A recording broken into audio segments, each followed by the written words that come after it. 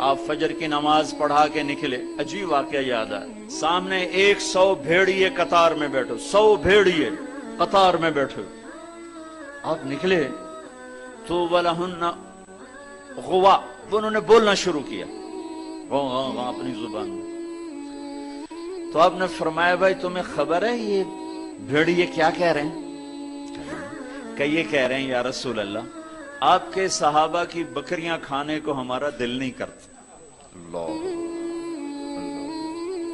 یہاں تو مسلمان کی جیب کاٹ رہا ہے، گردنیں، چلو جیب کاٹنا تو چھوٹی بات ہے، گردنیں کاٹ رہے ہیں، ووٹ کیوں نہیں دیے، اڑا دو، 10 روپے پر ایک موبائل پہ قتل ہو رہے ہیں، یا رسول اللہ آپ کے صحابہ کی بکریاں کھانے کو ہمارا جی نہیں چاہتا، لیکن ہمارا رزق ہی یہی بکری ہے تو ہم کیا کریں؟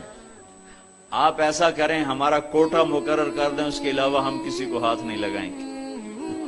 سبحان اللہ۔ تو آپ نے صحابہ سے فرمایا ہاں بولو بھائی، بولو بھائی۔ تو وہ صحابہ عرض کرنے لگے یا رسول اللہ بات یہ ہے کہ پلی پلائی بکری دینے کو ہمارا دل نہیں کرتا۔ تو پھر آپ نے کہا اچھا بھائی ایسا کرو، اچھا بھائی میرے صحابہ تم حفاظت کرو، اب بھائی بھیڑیوں کے جماعت تم اپنا داؤ لگا لیا کر۔ فرجعن ولہن غوا، وہ واپس روتے ہوئے جا رہے تھے کہ یہ کام ہمیں بادل ناخواستہ کرنا پڑے گا۔ اب بھیڑیے پہچان گئے۔ ایک اور واقعہ یاد آ گیا، ابو سفیان اور اخنس بن شریق حرم کی حد کے اوپر کھڑے ہوئے، بیت اللہ حرم کی حد، دور سے ایک ہرن کو دیکھا بھاگا ہوا آ رہا ہے اور اس کے پیچھے بھیڑیا چڑھا ہوا آ رہا ہے۔ ہرن دوڑتا دوڑتا حدود حرم کے قریب پہنچا تو بھیڑیا نے جمپ کیا اور اس کو پکڑنے کی پوزیشن میں آیا تو ہرن کے اگلے 2 پاؤں حرم کی حدود میں آ گئے، تو بھیڑیا نے اپنے پاؤں ایسے سپیڑ لیے یوں اور یوں پیچھے ہوا۔ اللہ اکبر۔ ابو سفیان کہنے لگا واہ عجبا، عجیب، یہ بھیڑیوں کو بھی پتا ہے کہ یہ حدود حرم ہے۔ تو ایک دم بھیڑی ایسے سیدھا ہوا کہ وَأَعْجَبُ مِنْ ذَلِكَ، بھیڑیے کو اللہ نے زبان دی، انہوں نے کہا اور اس سے زیادہ عجیب بات یہ ہے کہ اللہ کا حبیب تمہیں جنت کی طرف بلا رہا ہے، تم جہنم کی طرف جا رہے ہو۔ ابو سفیان کہنے لگے اخنس بن شریق سوئے کسی کو بتانا نہیں تو سارے ہی کلمہ پڑ جائیں گے۔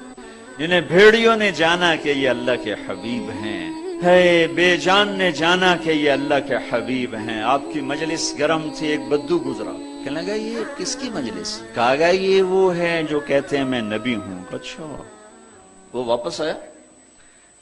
عرب جاہلیت میں گو کھاتے تھے، یہاں بھی گوہ کہتے ہیں، ایک جانور ہوتا ہے چھپکلی کے برابر، گوہی کہتے ہیں، عربی میں ضب کہتے ہیں، گو شکار کر کے کھاتے، وہ شکار کر کے لائے ہوا تھا، اس کو رسی سے کھولا، وہ کہنے لگا تو ہے جو کہتا ہے میں اللہ کا نبی ہوں؟ آپ نے کہا میں ہوں۔ تو اس نے گوہ کو آگے پھینکا، وہ مردہ، کہنے لگا لا اومن حتی یومن ھذا الضب، جب تک یہ گوہ کلمہ تیرا نہ پڑھے میں تیرا کلمہ نہیں پڑھوں گا۔ اب ایسے کھڑا ہو کہ مرا ہوا تو انسان بھی نہیں بولتا، جانور کہاں سے بولے گا؟ تو ایسے بڑے اکڑ کے کھڑا ہوا اور ایسے گو یوں پڑی ہوئی، آئے جس کی پکار پہ مردوں نے لبیک کہا، اس کی پکار پہ امت کو لبیک کہنا بھول گیا ہے۔ جھوٹ نہ بولنا، سارا مری جھوٹ پہ ہے۔ زکوٰۃ ادا کرنا، 100 میں 1 بھی زکوٰۃ دینے والا کوئی نہیں ہے۔ زنا نہ کرنا، اڈے قائم ہو گئے، شراب نہ پینا، اڈے قائم ہو گئے، ایک دوسرے پہ تلوار نہ اٹھانا، گردنیں نہ کاٹنا، آپس میں ایک دوسرے کو ذبح کرنے لگ گئے۔